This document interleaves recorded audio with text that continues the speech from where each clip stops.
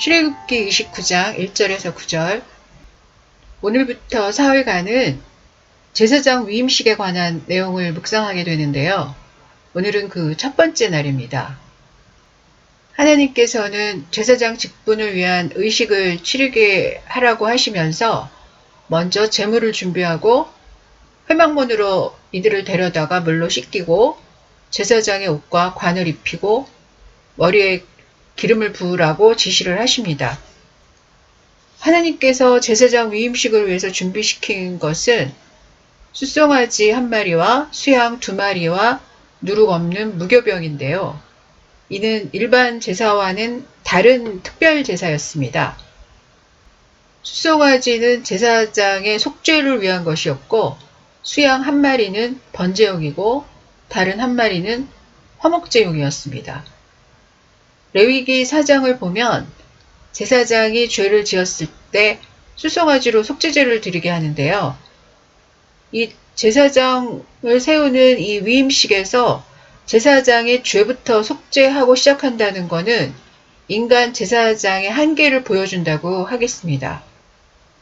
왜 성자 하나님께서 대제사장으로 오셔야 했는지 알 수 있죠. 4절에서 아론과 그 아들들을 회막문으로 데려다가 물로 씻기라 이렇게 말씀하셨는데요. 이 회막문을 성막 울타리 대문이라고 하시는 분들도 있는데요.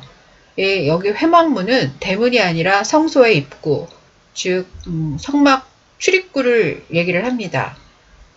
그 성막에서 문이라는 뜻의 이 페타흐가 사용된 곳은 성소로 들어가는 그 휘장이 쳐진 그 출입문이 유일한데요. 그럼 성막 울타리에 난 대문은 뭐냐? 이 대문은 히브리어로 샤르라고 부릅니다. 이 샤르의 어원은 쪼개서 열다 라는 뜻인데요. 그러니까 원래 문이 생길 곳이 아닌데 쪼개서 문을 냈다는 뜻이죠. 이게 맞는 말이죠. 동쪽으로 쫓겨나서 하나님께 오는 길이 막힌 이 아담의 후손들에게 성막 동쪽 울타리의 세마포를 쪼개서 문을 내줬으니까, 그죠? 회막이란 용어가 출애굽기에 계속 나오기 때문에 성막과 헷갈리는데요. 한번 정리할 필요가 있을 것 같습니다. 회막은 히브리어로 오헬 모에드라고 하는데요. 영어로 하면 미팅 텐트라는 뜻입니다. 만남의 장소란 뜻이죠. 누구랑 만나냐? 그게 중요하겠죠. 당연히 하나님을 기준으로 합니다. 지성소에 하나님의 보좌가 있긴 하지만 성막들 어느 곳에서든 하나님을 만날 수 있기 때문에 성막을 회막으로 부르기도 합니다. 하나님께서 만약에 지성소 안에만 계신다면 성막들 번제단에서 드리는 번제는 받으실 수 없겠죠. 근데 이 회막이 성막에만 사용된 건 아니에요. 나중에 뒤에 가면 성막을 짓기 전에 이스라엘이 범죄를 하는데 이때 모세가 자기 장막을 진영 밖에 치고 이 장막에서 하나님을 만나요. 그때 이 모세가 친 장막을 회막으로 부릅니다. 하나님과 만난다는 뜻이죠. 그러니까 회막은 백성들이 모이는 장소라는 뜻이 아니라 하나님과 만나는 장소라는 뜻이고 그래서 성막을 회막으로 부르기도 하고 성소의 입구인 성막문을 회막문으로 이렇게 부르기도 하는 거죠. 이 회막에 대한 개념 정리를 왜 하냐면 회막문을 성막의 대문으로 이해를 하게 되면 회막문 앞에서 아론을 씻기는 게 그 아론을 씻기는 물이 물두멍의 물이 아니라 성막 울타리 밖에 있는 물로 씻기라는 뜻으로 이해를 하게 되죠. 그럼 어떤 문제가 생기냐면 성막 밖에서 목욕을 시켜라 뭐 이렇게 이해가 될 수도 있기 때문에 복잡해지죠. 하지만 성막 회막문과 성막문 즉 성소 출입구가 같다는 것을 알면 회막문 앞에서 씻기라는 거는 이 물두멍의 물로 씻기라는 거구나 이렇게 이해를 할 수가 있는 거죠. 물두멍의 물로 목욕은 할 수 없을 테니까 간단하게 씻기라는 뜻이라는 걸 알 수 있죠. 그럼 이 물두멍의 물로 어디를 씻어야 할까요? 그건 씻기다로 번역된 이 히브리어 하라츠가 성경 어디서 어떻게 사용됐는지를 보면 알 수 있습니다. 하랏지가 성경에 처음 나오는 건 창세기 18장인데요. 아브라함이 자신의 장막을 방문한 여호와께 물을 주면서 발을 씻으시라고 할 때 그때 처음 나옵니다. 따라서 이 회막문 앞에서 물두멍으로 물을 씻기라는 건 발을 씻는 정도라고 봐야겠죠. 호렙산 떨기나무 앞에 나타난 하나님께서 모세에게 내가 선 곳은 거룩한 땅이니 신을 벗으라 이렇게 말하신 적이 있는데요. 거룩한 하나님이 계시는 거룩한 땅에 이 아론과 그의 아들들이 들어섰으니 이제 신도 벗고 더러워진 발도 씻고 맨발로 거룩한 성소로 들어가라 이런 의미가 있습니다. 물로 씻기고라고 돼 있어서 모세 보고 물로 씻기라 이런 말 같지만 사역동사가 아니라 그냥 일반 동사이기 때문에 본인이 씻는다는 뜻입니다.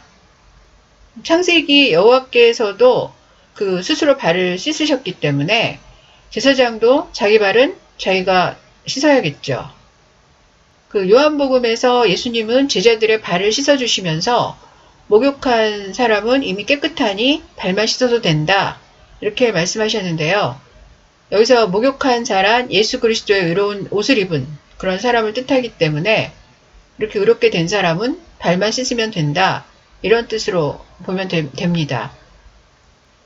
오늘 이 본문은 실제 위임식이 아니라 위임식을 이렇게 하라고 하나님께서 지시하시는 그 일종의 리허설이기 때문에 물두멍이 있다 치고 제사장 위임식을 설명하는 것이다 이렇게 보면 되겠습니다.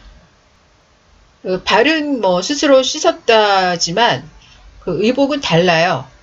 그 5절 그 속옷과 겉옷과 에봇을 입히고 여기서 그 입히고는 사역동사이기 때문에 직역하면 모세 내가 입게 만들어라 이렇게 됩니다.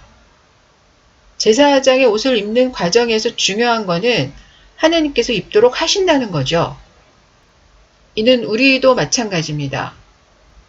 우리가 입은 그리스도의 거룩한 옷은 내가 스스로 입은 것이 아니라 내가 입고 싶다고 입은 것도 아니죠. 하나님이 입도록 하셔야 입을 수 있는 거죠. 그래서 하나님의 부르심을 입고 스스로 더러워진 발을 물로 씻고 하나님이 준비한 거룩한 옷을 입게 되는 것, 이 과정을 거쳐서 우리 그리스도인들은 복음의 제사장이 된 사람이라고 할 수 있겠습니다. 오늘 본문의 핵심은 속옷이라고 할 수 있는데요. 5절과 8절에 나오는 속옷은 히브리어로 쿠토네트라고 하는데요. 이 쿠토네트를 최초로 입은 사람은 아담과 그의 아내였습니다. 창세기 3장 21절에서 하나님께서는 이들의 수치를 가려주기 위해서 짐승의 가죽으로 옷을 해 입히셨다라고 했는데 가죽으로 만든 옷이 바로 이 쿠토네트입니다. 이 제사장의 옷 설명을 보면 이 쿠토네트 속옷은 발목까지 다 가려서 살이 하나도 안 보이게 만든 거거든요.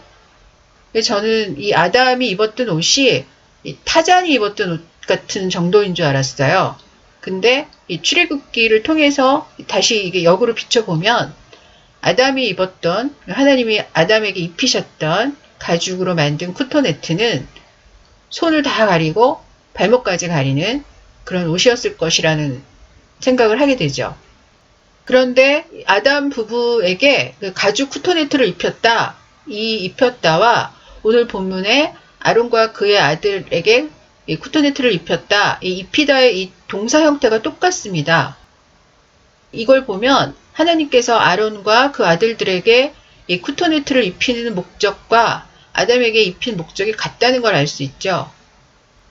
속옷 쿠토네트는 그리스도의 대속을 의미하기 때문에 대제사장에게 이 속옷부터 입힌다는 것은 이들을 그리스도의 대속으로 죄와 허물을 가리고 이 제사장 사역을 하게 한다, 이런 뜻이 되겠습니다. 하나님께서 제사장 위임식 이 리허설을 이렇게 길게 하시는 이유는 이스라엘을 제사장 나라로 삼아서 열방과 하나님을 연결하는 존재로 세울 것이기 때문이죠. 장차 이스라엘 백성들이 전부 제사장이 되어야 하니까 잘 보란 뜻이죠. 실제로 바벨론 포로에서 돌아온 유대인들은 이 씻는 제사장 규례를 일반 유대인들한테 적용시켰어요. 그래서 이 정결례는 예수님 당시 일반인들이 열심히 지켰죠. 하지만 예수님께서 이 첫 번째 메시아 사역을 가나 그 혼인잔치집에서 정결례 물로 포도주를 만들어 버리시죠. 이는 메시아가 왔으니 그 메시아가 너희를 깨끗하게 할 것이고, 그러니 이제 정결례 물로 깨끗게 하는 그런 일은 없다. 이런 뜻이 되겠죠. 기도하겠습니다. 허물의 사함을 받고 자신의 죄가 가려진 자는 복이 있도다. 하나님 아버지 감사합니다. 예수 그리스도를 통해서 저희의 죄와 허물을 가려주시고 복 있는 사람으로 살 수 있게 불러주셔서 정말 감사드립니다. 하나님과 세상을 복음으로 연결하는 이 제사장으로 살아갈 때 죄와 허물이 드러나지 않도록 늘 예수 그리스도를 의지하게 하시고 감춰주시는 하나님 아버지를 의지함으로 이 일을 잘 감당할 수 있도록 저희들을 붙잡아 주시옵소서. 모든 말씀 우리 주 예수 그리스도 이름으로 기도합니다. 아멘.